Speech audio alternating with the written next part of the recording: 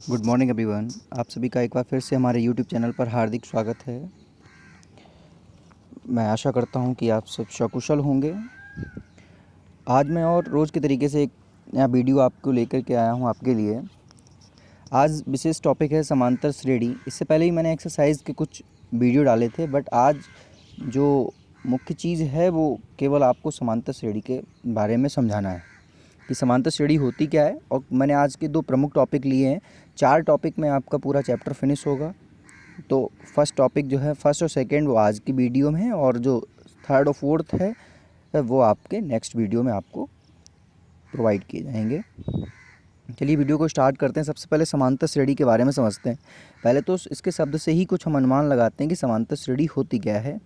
यानी जो लिखा है उसी के अनुसार समझते हैं कि समांतर यानी जिसका अंतर समान है, ऐसी श्रेणी जिसमें सभी का अंतर समान होता है वो समांतर श्रेणी कहलाती है। जैसे अब आप समझ लीजिए, जैसे मैंने एक एग्जांपल के तौर पे 1 2 3 4 5 इसी क्रम में आगे बढ़ते चले जाते हैं। तो एक्चुअली जो मेन चीज़ है, यानी इनके इनके बीच में 1 का डिफरेंस, इसके और इसके बीच में भी 1, इसके बीच में 1, इसके बीच में 1, ये जो सभी के बीच में डिफरेंस इक्वल है, यही समांतर श्रेणी का एक मुख्य पहलू है। अब आप पहले श्रेणी समझें, श्रेणी होती क्या है। जैसे श्रेणी का एक रूप दिया गया है, ए प्लस डी, ए प्लस 2d, ए प्लस 3d, ए प्लस 4d, ए प्लस 5d, इसी क्रम से आगे चलते जाएंगे। लास्ट में आता है यल। यल है अंतिम पद आपका। तो श्रेणी में समझते हैं सबसे पहली चीज़, जो ए होता है, ए उसका प्रथम पद कहलाता है। ए आपका प्रथम पद हो गया, द्वितीय पद ए प्लस डी हो गया, तृतीय पद ए प्लस 2d हो गया, चतुर्थ पद, पंच पद, इसी तरीके से आगे बढ़ते जाएंगे और अंतिम पद आपका यल हो जाएगा। अब श्रेणी में डी क्या होता है, जैसे प्रथम पद को हम ए से प्रदर्शित करते हैं, यानी जो प्रथम पद है, प्रथम पद ए होता है, और आपका अंतिम जो है, अंतिम पद आपका यल होता है। ये अंतिम पद है, अंतिम पद है। और जो डी होता है, डी आपका सार्वधातुक होता है। डी सार्वधातुक होता है। क्लियर। तो आप श्रेणी का समझ गए, ए प्लस डी, ए प्लस 2d, ए प्लस 3d, ए प्लस 4d, ए प्लस 5d, इसी क्रम से आगे बढ़ती जाती है और लास्ट होता है यल, यानी वो अंतिम पद कहा जाता है। आगे की चीज़, जैसे आपसे बोला जाए कि श्रेणी का चौथा पद क्या है, पांचवा पद क्या है, तो पहला पद तो ए है, दूसरा पद ए प्लस डी है, तीसरा पद ए प्लस 2d है। मैं सेकेंड टॉपिक में इसका आपको फॉर्मूला भी बताऊंगा। आइए कुछ एक्सरसाइज में कुछ क्वेश्चन देखते हैं। जैसे कि दिया गया है, दी हुई श्रेणी के प्रथम 4 पद लिखिए जबकि प्रथम पद ए और सार्वधातुक डी है। यानी 4 पद की श्रेणी लिखनी है आपको, जिसमें ए और डी आपको पहले से ही दिया गया है। एक्चुअली अभी जो हमने श्रेणी पढ़ी थी वो आप देखिए, जैसे ए दिया गया 10, जैसे फर्स्ट क्वेश्चन है तो ए दिया गया 10 लिख दिया हमने, कॉमा ए प्लस डी है तो 10 plus 10 is equal to 20। Next A plus 2d है तो ए की जगह तो 10 हो गया, और डी की जगह पर रखेंगे तो 21 30, और ऐसे ही 40 50 बढ़ती चलेगा। आपको केवल 4 पद तक लिखना था, तो 10 20 30 40 इस क्रम से आपने लिख दिया, यानी ए और डी की वैल्यू वहाँ पर इनपुट करनी है केवल। आगे बढ़ते हैं। आगे आप देखते हैं कि इसी तरीके से क्वेश्चन दिए गए हैं। ये जो सेकंड के हैं सभी 5, इसको पॉज करके आप सॉल्व कर सकते हैं ये। और ये थर्ड क्वेश्चन जो है, इसको ध्यान दें, निम्नलिखित में से प्रत्येक श्रेणी के लिए प्रथम पद और सार्वधातुक लिखिए। एक्चुअली ये भी एक इम्पॉर्टेंट पॉइंट है कि जब प्रथम पद पूछा जाए और सार्वधातुक पूछा जाए, यानी प्रथम पद पूछा गया आपसे ए और सार्वधातुक पूछा गया डी। जैसे प्रथम पद, जैसे पहला फर्स्ट क्वेश्चन देखते हैं तो इसमें ए इज इक्वल टू तो 3 हो गया।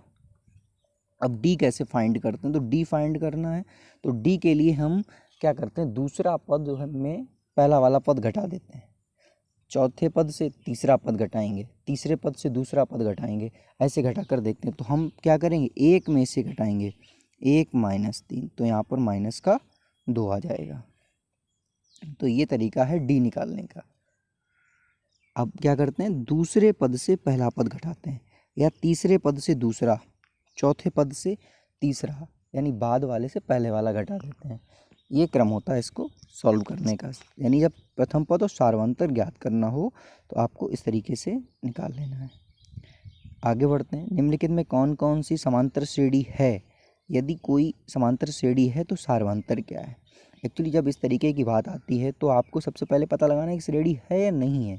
अगर है तो उसका सार्वंतर भी लिखिए और उसके आगे के 3 पद लिखिए। तो सबसे पहली चीज़ पता करें कि श्रेणी है या नहीं, और श्रेणी पता करने के लिए हमें डी इक्वल चाहिए होता है। जैसे फर्स्ट क्वेश्चन देखते हैं इसका, तो 2 4 8 16, तो 2 और 4 के बीच में तो 2 का डिफरेंस है, 4 और 8 के बीच में 4 का डिफरेंस है, 8 और 16 के बीच में 8 का, यानी इनका जो डिफरेंस है वो इक्वल नहीं है, तो ये श्रेणी नहीं है। क्लियर? ऐसे ही सेकेंड पता लगाते हैं, थर्ड भी, फोर्थ भी, इसी क्रम में हम आगे सॉल्व करते हैं। अगर कोई भी आ जाता है तो उसका सार्वंतर मैंने बता दिया, दूसरे पद से पहला घटा देते हैं तो सार्वंतर निकल आता है। और आगे के 3 पद लिखने, जैसे इसमें 4 पद दिए गए हैं, पहला, दूसरा, तीसरा, चौथा, 4 पद दिए गए, तो 5वां पद निकालना है। तो 5वें पद के लिए मैं भी आपको सेकेंड पॉइंट में कुछ फार्मूला बता रहा हूँ, उसके हिसाब से आप समझ सकते हैं। ये देखिए क्वेश्चंस हैं, आप इनको पॉज करके या स्क्रीनशॉट ले करके देख सकते हैं। आगे बढ़ते हैं। इसका जो सेकेंड पॉइंट है, यानी आज का जो सेकेंड टॉपिक है, वो है आपका n वां पद ज्ञात करना। किस तरीके से हम श्रेणी का n वां पद ज्ञात करते हैं। तो n वां पद ज्ञात करने के लिए एक फॉर्मूला होता है, उस फॉर्मूले को हम समझते हैं। n वां पद निकालते कैसे हैं? फॉर्मूला आपका होता है यानी an is equal to a plus n-1 into D. ये पीछे वाले भी, जैसे मैंने फर्स्ट लेक्चर में आपको जो बताया अभी कि 4 पद दिए गए, 5वां पद श्रेणी में कहा गया था 3 आगे के पद बताइए। तो 3 आगे के पद निकालने के लिए आपको, जैसे 4 पद दिए गए तो 5वां पद निकालना है, तो वो भी आप यहाँ से फार्मूला लगा के निकाल सकते हैं। जैसे आपको 5वां पद निकालना है तो 5वां पद क्या होगा, a प्लस n की जगह 5 है, 5 रख दीजिए, 5 में से गया 4, यानी 5वां पद पूछें तो a प्लस 4d कर दो, 10वां पद पूछें तो a प्लस 9d कर दो, 15वां पद पूछें तो a प्लस 14d कर दो, यानी एक कम करके लिख देते हैं पद। तो यानी ये तो तरीका हो गया n वां पद लिखने का, यानी जो फॉर्मूला है वो। अब हम समझते हैं कि सॉल्व कैसे किए जाते हैं ये क्वेश्चन। आप देखेंगे एग्जाम्पल 3 दिया गया है, ये 2, 7, 12 का 10वां पद जो है ज्ञात करना है, और 10वां पद ज्ञात करना है तो formula an is equal to a plus n-1 into D. तो फर्स्ट श्रेणी में हमें a कितना दिया गया, हमें यहाँ a दिया गया 2, लिख लिया हमने, डी निकाल लिया 5 आ गया, n का मान 10 है, फार्मूला लगाया, ये मान रख दिया, सॉल्व करके 47, यानी श्रेणी का 10वां पद क्या आ गया, 47। इस तरीके से ये भी फाइंड किया जाता है। सेकंड क्वेश्चन देखते हैं इसका, 21, 18, 15 का कौन सा पद 81 है? ये भी एक लॉजिक है, और ये निकालने का तरीका, इसमें 81 पद करें तो n बराबर निकालना होता है, यानी 81। तो फार्मूला भी हो गया, an इज इक्वल टू आपका -81 हो गया। श्रेणी में a इज इक्वल टू 21 है, और d फाइंड करने के लिए 18 - 21 करेंगे तो -3 आपका d आ जाएगा। फार्मूला लगा देंगे, an is equal to a plus n-1 into D, तो सभी की वैल्यू इनपुट कर देंगे तो n निकल आएगा। जिस तरीके से एग्जाम्पल नंबर 4 दिया गया है, n इज इक्वल टू 35। तो ये आपका इस तरीके से आ गया। यानी ये भी एक पॉइंट था कि कोई श्रेणी दी जाए, उसमें बताया जाए कि कौन सा पद इतना है, यानी जैसे -81 कहा गया तो कौन सा पद, तो आपको वहाँ पर n फाइंड करना होता है। तो आज के थे ये 2 प्रमुख टॉपिक। तो आपको आशा करता हूँ ये दोनों ही पॉइंट समझ में आए होंगे, और ये कुछ नए तरीके के क्वेश्चंस हैं, आप इनको भी नोट कर सकते हैं और सॉल्व कर सकते हैं। फिर भी कोई प्रॉब्लम आए तो आप कमेंट करके पूछ सकते हैं। मैं आशा करता हूँ कि ये पॉइंट्स आपके समझ में आए होंगे। ये समांतर श्रेणी का प्रथम लेक्चर था, सेकंड लेक्चर में आपको पूरा ही चैप्टर फिनिश हो जाएगा। तो इस तरीके से आप क्वेश्चन लगाते रहें। धन्यवाद।